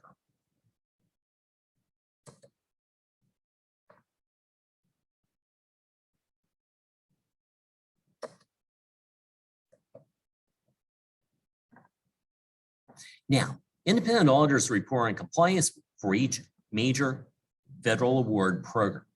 Again, primarily Department of Education, Student Financial Aid, and State Financial Assistance Project. State of Florida wants to see the same thing for money they disperse, which is primarily through Bright Futures, by the way. Okay, report on internal control over compliance once again. So says that we've audited compliance with types of compliance requirements described in OMB, Office of Management and Budget Compliance Supplement. And okay, again, primarily student financial aid here.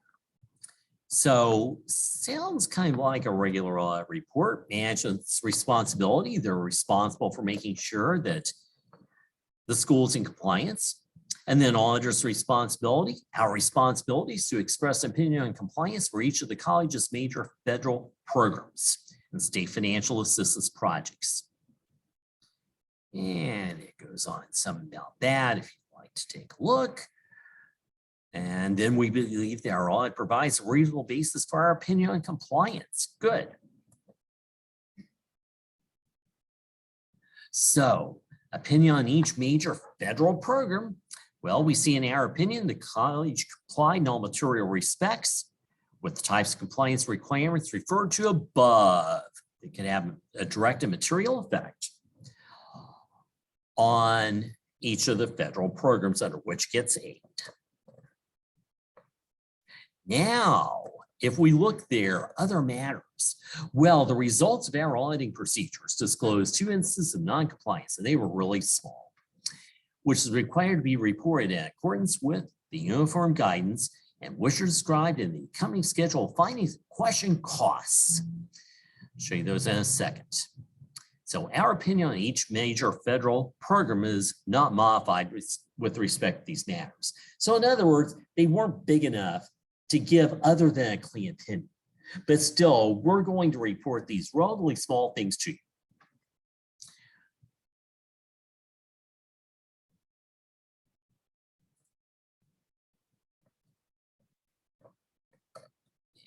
Coming on down.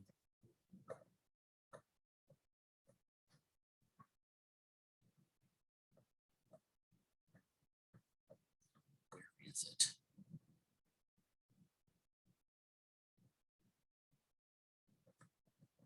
Okay. as you can see, mostly they're concerned here about student financial aid. All right, let's see, I think I have to keep scrolling here. If I do, eventually I'll find, yeah, what was wrong.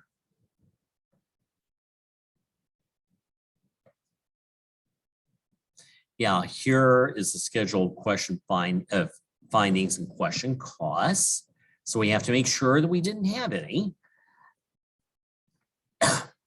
And excuse me. Eventually we're going to find something wrong.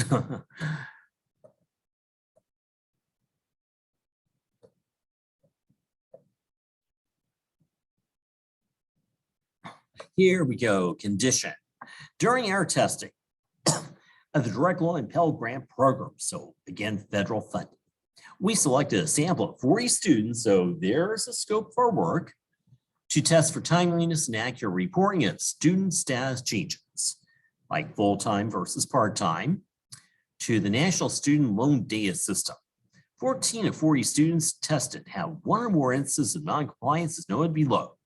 Well, there were 8 instances where the program level, student program begin date, the starting date, in other words, was incorrectly reported, whoopsie, and 6 instances where the program enrollment effective date was incorrectly reported. So they did that, but it's just regarding the date. In fact, there were no question costs. It did not affect the college financially. So to tell you the truth, yeah, we need to spruce up internal control here, and they did since this was done, but nothing really bad happens in the way of federal dollars. But still, these 2 relatively minor internal control problems had to be reported to the federal government. Federal government is very picky. Again, this is really, really good for a school. And to find such little non-compliance. Other schools wish they had this little. They wish they had no question costs. I would venture to say that most schools do have some question costs. Sometimes very large dollars in question costs, which the federal government will claw back. So we're doing well. And also, as I said, our auditor said that it's good to show a little non-compliance once in a while, because that means we're not cheating. So as you can see, getting into all this reporting required from the CPA, it gets pretty big. And if we had lots of other federal programs involved, oh my goodness, we would be paying CLA a whole lot more money than we are. Yes, it would. I'm sorry.